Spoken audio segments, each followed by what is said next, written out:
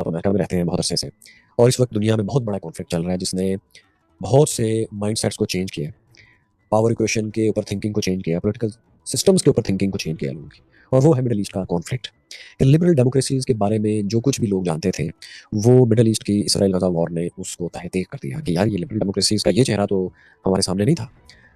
میرے پاس آپ کے لیے یہ سوال ہے کہ آپ اس معاشرے میں رہتے ہیں جس پر یہ سب سے زیادہ اعتراض اٹھ رہا ہے. آپ اس کانفلکٹ کو، اسرائیل اور فلسطین کے کانفلکٹ کو، اور اس کی ڈائمینشنز کو اور اس کے اثرات جس طرح سے دنیا پہ ہو رہے ہیں، مائنڈس پہ ہو رہے ہیں اور فیوچر پہ ہوں گے، اس کو کیسے دیکھتے ہیں کہ یہ کیا ہے؟ دیکھیے میرے خیال سے یہ جو کانفلکٹ ہے لوگ اس کو ایک خاص ڈیموگرافیکل کانفلکٹ کے طور پہ دیکھتے ہیں. یہ کانفلکٹ مڈل ایسٹ کا کانفلکٹ نہیں ہے. یہ کانفلکٹ اصل میں دوسری جنگ عظیم کے فاتحین کے کیے ہوئے ایک فیصلے کو چیلنج کرنے کا کانفلکٹ ہے. یہ چیلنج کرنے کا عمل مفتوح قوم کی جانب سے ہوا ہے. اسرائیل کو وہاں پر ان قوتوں نے لا کر بٹھایا ہے جنہوں نے دنیا کو فتح کیا ہے، وہ فاتح ہیں اس دنیا کے، اور مسلمان محکوم ہیں، مغلوب ہیں. انہوں نے ایک ریاست کو وہاں وجود بخشنے کے بعد جو ہونا چاہیے تھا وہ یہ کہ مسلمان اس چیز کو پہچانتے کہ دنیا کے اسٹیج پر وہ ایک ناکام قوم ہے، مفتوح اور مغلوب قوم ہے. ان کے پاس طاقت نہیں ہے، ٹیکنالوجی نہیں ہے، سرمایہ نہیں ہے، عالمی قوتوں کے ساتھ آئیڈیلزم کی بنیاد پر وہ معاملہ نہیں کر سکتے. اللہ کا شکر ہے، فضل ہے، کرم ہے کہ کم سے کم 1928 کے بعد یہ اصول مان لیا گیا ہے کہ وہ لوگ ہم پر فتح کر کے قبضہ نہیں کر سکتے. تو جو کچھ ہمیں ملا ہوا ہے اس کو آئیڈیلزم کی بنیاد پہ نہیں، پریکٹیکل وزڈم کی بنیاد پر ان عالمی قوتوں کے ساتھ معاملات کریں، نیگوشیٹ کریں. 2 اسٹیٹ کا ایک سولوشن ہمارے پاس موجود تھا. ہم نے پہلے دن سے فلسطین کی جو مذہبی قیادت ہے اس نے اس کو نہیں مانا، اور جو رستہ اختیار کیا وہ مسلح جدوجہد کا تھا. فلسطین کی سیاسی قیادت کئی مراحل پہ اس سے مختلف نقطہ نظر رکھتی رہی، لیکن مذہبی قیادت ڈومینیٹ کرتی رہی. اس وقت جو کچھ آپ کو نظر آ رہا ہے وہ ایک شروع ہونے والے کانفلکٹ کے ریپرکشنز ہیں. یہ ایسا نہیں ہے کہ آج امریکہ نے کہا ہے اسرائیل کو کہ جا کر تم فلسطین کے بچے مار دو. ایک کرائسس کو ہسٹری گزر چکی ہے، اور اس میں وہ اس جگہ پر پہنچ چکے ہیں کہ اس خطے کے لوگ دوسری ریاست کو تسلیم کرنے پر آمادہ نہیں ہیں.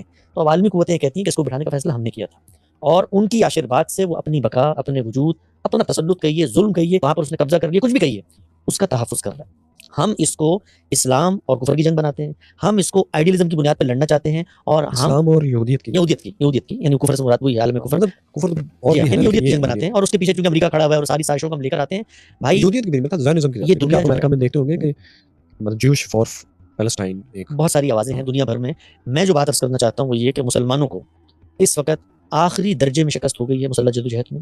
ان کے پاس جو کچھ موجود تھا 60 سالوں میں وہ جاتا رہا. ایونٹس کے اوپر ہم بات نہیں کر سکتے. ایونٹس اصل میں ہسٹری کے بائی پروڈکٹس ہوتے ہیں، جو ہمارے ایکشنز ہوتے ہیں. ہم نے 70 سال پہلے ایک فیصلہ کیا تھا، وہ تھا لڑنے کا فیصلہ. آپ لڑتے رہے، آپ کو نقصان ہوتا رہا. اس وقت وہ نقصان آخری درجے میں پہنچ گیا. ابھی بھی وقت ہے فلسطین کے لوگ اپنی سیاسی قیادت کو آگے لے کر آئیں اور 2 اسٹیٹ سولوشن کی طرف بڑھیں، کیونکہ دنیا میں یہ جو تقسیم ہے لکیریں کھینچنے والی، یہ تقسیم کو انصاف کے اصول پہ نہیں ہوئی دنیا میں. یہ عالمی طاقتوں نے اپنے غلبے اور تغلب کی بنیاد پہ کی ہیں. تو ان کے ساتھ ہم نے جینے کا کرینہ پیدا کرنا ہے، ورنہ جو کچھ ہمیں حاصل ہے وہ بھی چلا جائے گا. آپ کے خیال میں اسرائیل کی جو جوش لابیز ہیں، جوش ہارڈ لائنرز ہیں، جوش کمیونٹی ہے، ان کی سیٹلرز بھی ہیں جو کہ غزہ اور ویسٹ بینک میں بھی اپنی آبادیاں بنانا چاہ رہے ہیں اور بڑھا بھی رہے ہیں ویسٹ بینک میں، وہ واقعی امن چاہتے ہیں؟ جو صورتحال یہاں پر ہے، جو کچھ اخبارات رسائل ہم پڑھتے ہیں، جو تاریخ سامنے آتی ہے، وہی صورتحال اسرائیل کے اندر بھی ہے. ہم نے یہ دیکھنا ہوتا ہے کہ ہم کیسے دنیا کو، عالمی ضمیر کو، سیاسی قیادت کو ہم آہنگ کر سکتے ہیں ان نتائج کو حاصل کرنے کے لیے جو نتائج ہماری فیور میں جاتے ہیں. اسرائیل کے اندر بھی یہ آواز ہے، وہاں پر بھی اس طرح کی مذہبی قیادت موجود ہے. ہم نے اس مذہبی قیادت کو موقع دینا ہے کہ وہ ہم پر چڑھ دوڑیں.